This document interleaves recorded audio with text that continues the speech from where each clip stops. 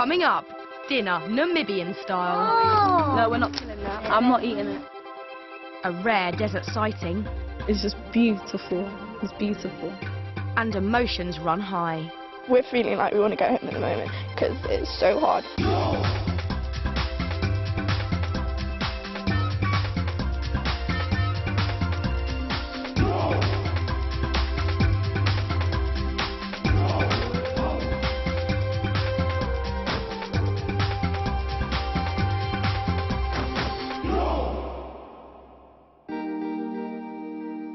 The Serious Desert Project site, Namibia, Southern Africa. The 8 adventurers are under pressure. They've less than 3 days left to finish building an enclosure for their camels. It's back-breaking work. I reckon it's one of the hardest things I've ever had to do because the sun's just beating down on us. It just drains your energy. For Promise, a very different day lies ahead. An amazing opportunity's come up for one of the team to help researchers monitor rare desert elephants. And she's lucky enough to have been chosen. I'm very excited about the day ahead. I hope we see the elephant because that would be just like so amazing. Promise heads off for the day, leaving the rest of the team to labour in the heat. It's already 35 degrees, around 95 Fahrenheit, and Chris is struggling. It's really, really hot. It deteriorates your physical strength. For the past week, he's also been finding it tough to bond with the group. Chris, shut up, man! It's not even funny. I've been trying to put sand here. People have been annoying me and stuff. It's just, I don't really think I fit into the team that much. The group feel he's not doing enough work, and things are coming to a head. Everyone was trying the hardest to start digging, and he was sitting there, so I think everyone started getting annoyed with him. He's like physically the biggest and probably the most able to do things. He has no sort of sticking power at all. Like he drifts off in seconds. Has anybody actually spoken to Chris about it? No, we didn't want him. Martin and Perry decide to talk to Emma J, one of the leaders. Quite annoying because when everyone's trying to work hard and he's just not. Like you think, why am I doing this? All this work, and he's just like sitting there.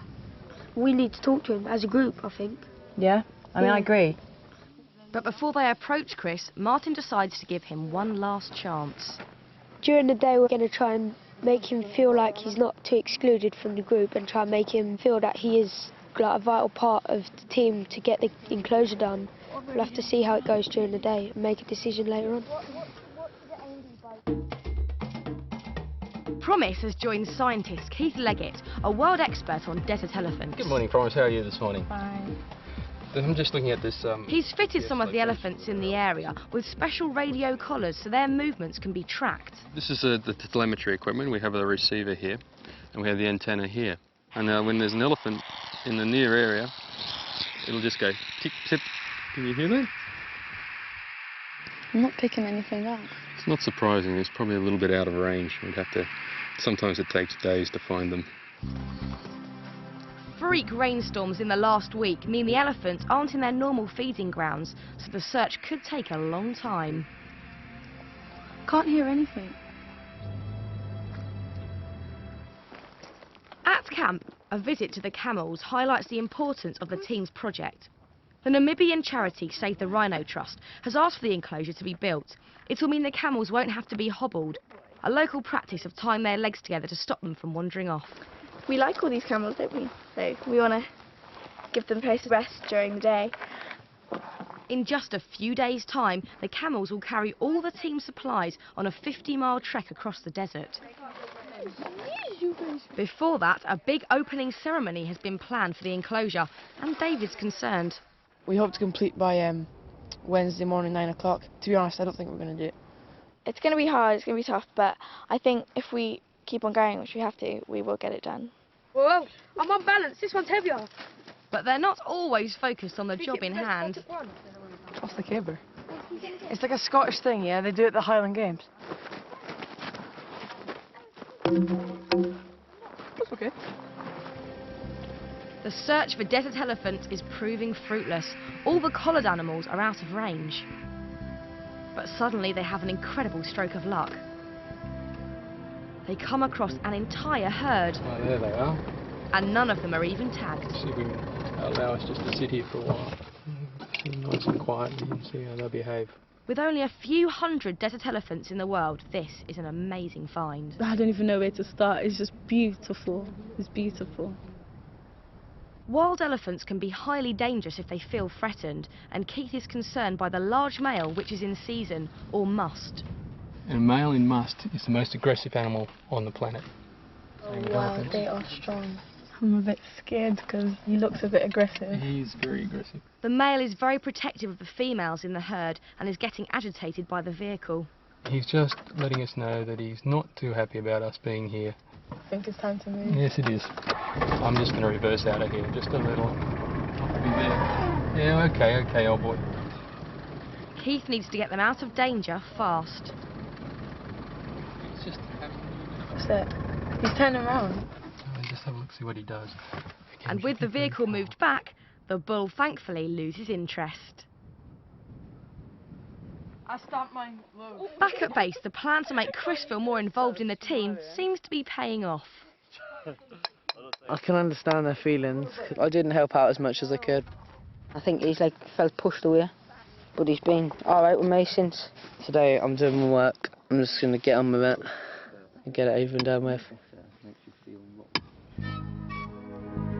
For Promise, an incredible day is coming to a close, but there's one last treat in store.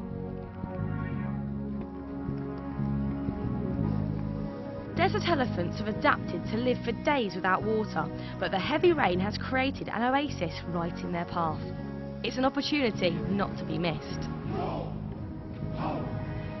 It's actually quite amazing because like you can just see them in their natural habitats with their family, just chilling out.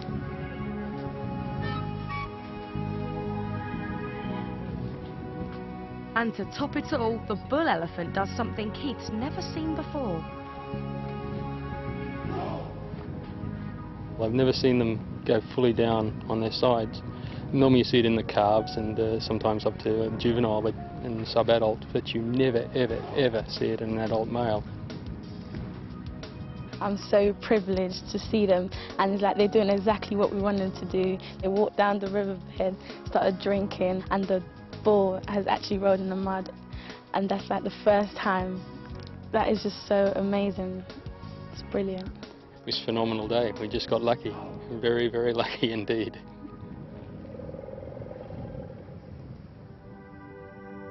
In the evening back at camp, expedition leader Bruce Parry offers the team a rather different taste of Africa. Are you up for having a traditional meal?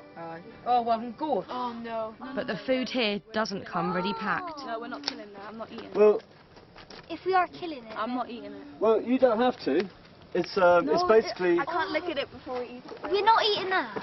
It's interesting to hear what you're saying, but the truth is, honestly, that the people out here, this is how they get their food. They don't have supermarkets and refrigeration and stuff, do they? If they want to have meat, they have to bring it live. That's just the way it is out here. It's, If you think about it, this is what they do, so you've got to kind of respect that. of course you do. That is a very important point.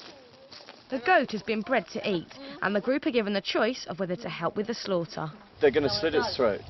I need to tell you that so that you're not too shocked if you decide to stay. Most choose not to watch, while David and Perry volunteer to help out. Is anyone else staying? Perry, do you want to come in here? Just grab both of his legs. Hold tight, hold tight. Oh man, I hear that horrible laugh.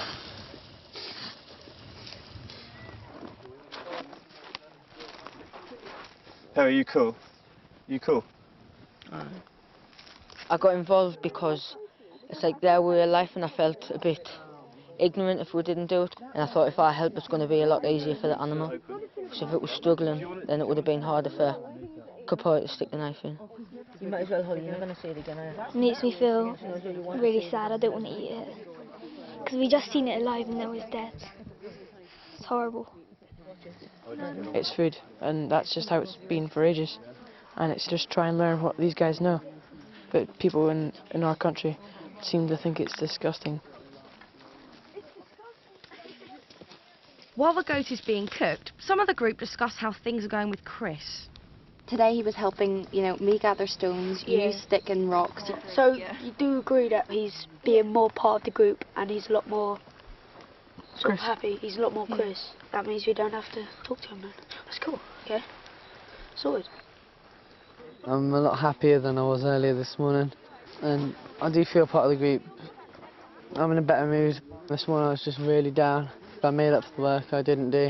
Today he was really getting in and helping out everyone, sort of. Hopefully it's changed and it will stay like that. The goat is ready to eat, and despite her earlier concerns, Holly can't resist. Oh, definitely. Yeah, give her a hobbit. It's a bit warm, so. Oh, stay in here, stay in here. It's hot now. It's hot.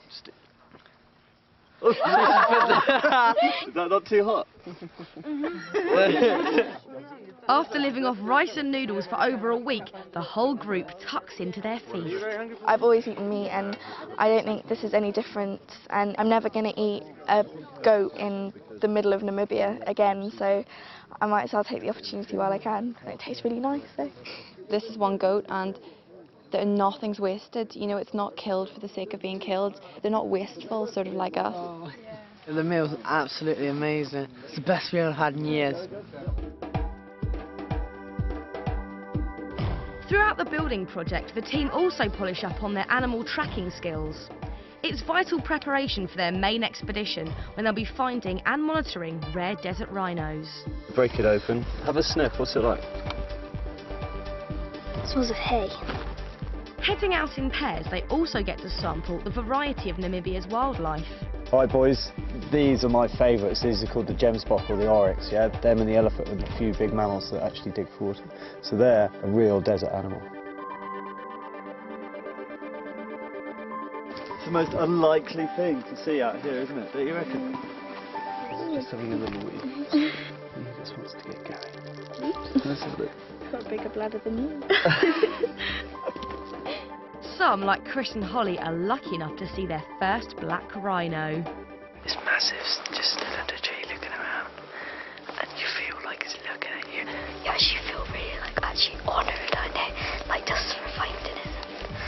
So it's really exciting. Baby, he's got a cold look. Look at the little one.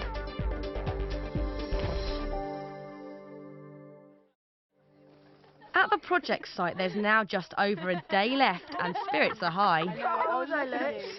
Yeah, you kind of forgot about that. But when Amy returns from her tracking day, she doesn't think the team have been working hard enough. If you add up the time that each of us messes around, it's a full day, for goodness sake. It's like, go to pick up a brick, and tie my shoelace, and do this, and do that, and then pick up the brick.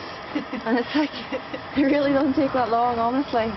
They've obviously worked hard, like they have worked, well they've worked at least. And doing funny jokes and doing impressions and stuff doesn't build a wall, you know. For some of the group, her comments are completely out of order. Day 7 in the serious desert dive route, Perry decides to slag everyone off, especially Amy. Amy came back from rhino tracking today, started having a go at us all. So for not doing stuff and faffing around, well, how would she know that we're faffing around if she's not even there? I reckon we've done a lot. Some people who was out tracking said that we haven't done very much, when I don't think that's very fair. But Promise thinks Amy's got a point. If she doesn't get stressed and say, come on guys, this is time to settle down, it's time to work, no one else will do it. While the discussion continues, Ellie's thoughts are focused on another member of the group. Really fancy David, and I can't be bothered to hide my emotions anymore. He's so fit, so fit. Tomorrow's Ellie's 14th birthday, and she's hoping things will develop. And next morning, David is up early to make her a surprise breakfast. Happy birthday, dear Ellie. Happy birthday to you. Oh, thank you, that's so sweet. Yay, sausage. Very nice. Well done, guys. As the team start work, rumours are flying. Camp gossip will have to be David and Eleanor.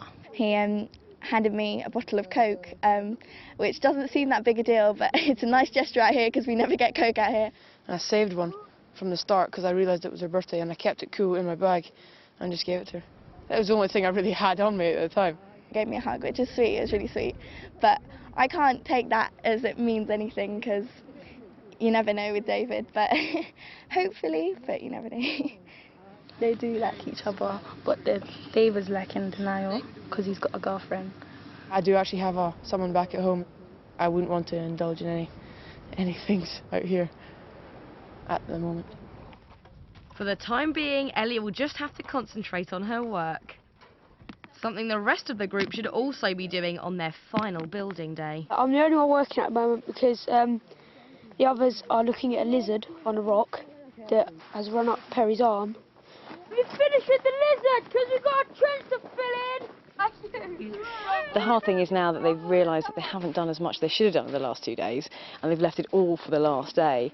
They've got so much to do today, they really have. It's going slowly, and it's hot, so the water's evaporating from the bricks, so you might as well just stick them on with jam, they keep falling off. The team is starting to get frustrated.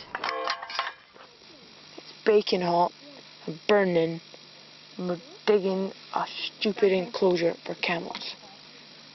I'd actually rather be in double geography right now. Yeah, and then you skip all that out. Anything but here.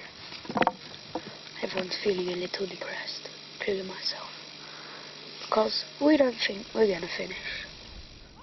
The deadline's looming, so most people decide to work through the midday heat. But David and Perry think they've already done more than their fair share and take a rest. I kind of like to be thought of as a hard man, but I think other people just use that as an excuse to not do as much work. And I wonder if people just could work a tiny bit harder and not have me and Perry do it. It's annoying because we're doing just as much work as they are, and I don't see why they can go and we have to stay and do all the work. They're not working well as a team, and the boys' competitive streak isn't helping. The boys think because they're boys, they know better, even if they've done nothing like it before. Who's the stronger? I went round and I wobbled them just to show her that I was right and she was wrong, and I don't think she took that very well. Ask Emma, do you put rocks there? I'm not going to answer, I don't think. By late afternoon, finishing the enclosure seems like an impossible task. This is too hard. Frankly, we're running out of time. We're all exhausted, we're all in pain, in quite a lot of pain, and we're all we're not going to finish it. It's so hard and we're not getting anywhere.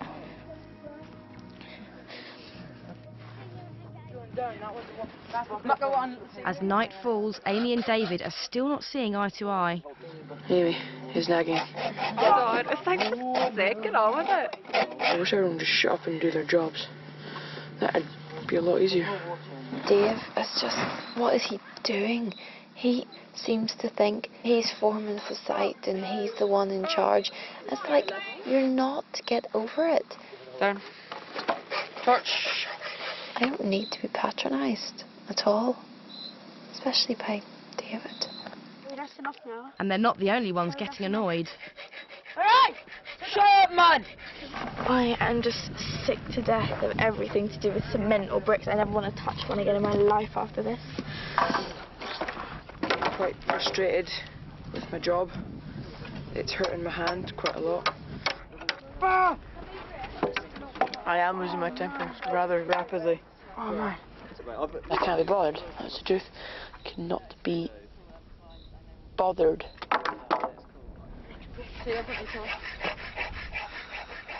It's gone 10 o'clock and tempers are fraying. I'm there slaving away, trying to do the roof, trying to do the measuring in the dark. All I'm asking Chris is to do is drill a little hole for me, and he can't even do that. That's too much for him to ask. Oh, I've drilled 5 holes. Wow. I haven't enough energy to screw on a bolt.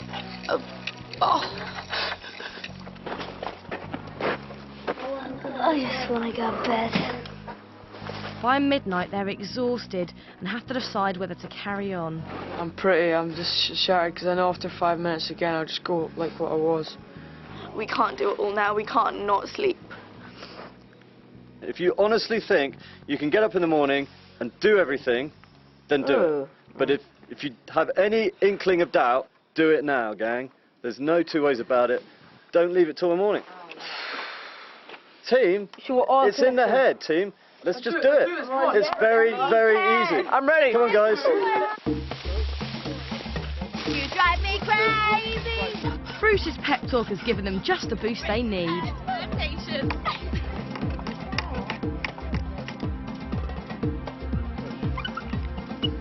The enthusiasm's there, the motivation's there, and I'm now more convinced we're actually going to do it. We are making progress, and everyone feels a bit better, I think. It's the final one! The last brick is in, guys. Woo! Yay! Finally, we're so nearly there. It's 4 o'clock in the morning, but their joy is short-lived. The wall has to be strong enough to keep in 6 camels, and Bruce is concerned. I really, really don't want to throw a spanner in the works, but it all depends on if this wall is how you're going to leave it. Yeah, I think this wall is how we're going to leave it. You reckon? Yeah. I think we could do more to it, personally. I really do. I think we could cement this wall and make it look and feel stronger. Most of the team feel like they can't carry on. I'll have half an hour. I'll do it. But Chris wants to keep going. It's 9 sections, so I'll do 2 sections, everyone else does a section each. But do you mind doing that? 'Cause that's... No, I want to stay up. With only 5 hours to the opening ceremony, everyone realises Chris is right. They have to finish the job properly. We need to get it done. It's better to give them a good job than one that's only half worried about. Phil, yeah? Sure. I'm quick, crack it, man. So am I, but we have to do it. Good effort, gang. As day breaks, the team find a final burst of energy. Is your system working now, gang? See, that's looking pretty good, isn't it? We was all really tired, but now everyone's just getting with it, getting to the jobs, and we're just doing it.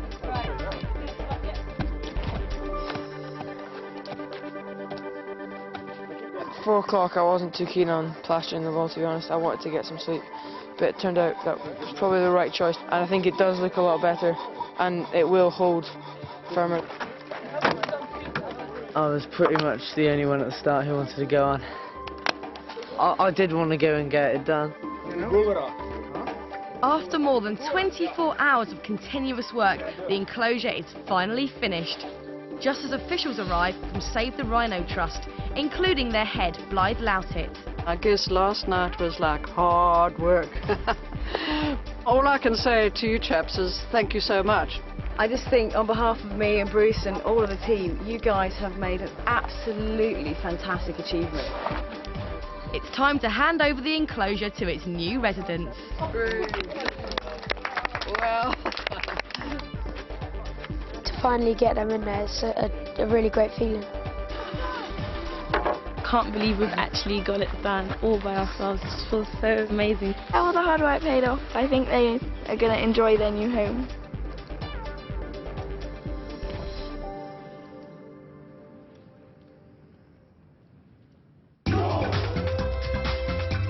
Next time on Serious Desert, Adventure in the Skies. It's really, really amazing. A marathon desert trek. I just want to go to bed. And a We Drink at Sunset. That is just revolting, that is.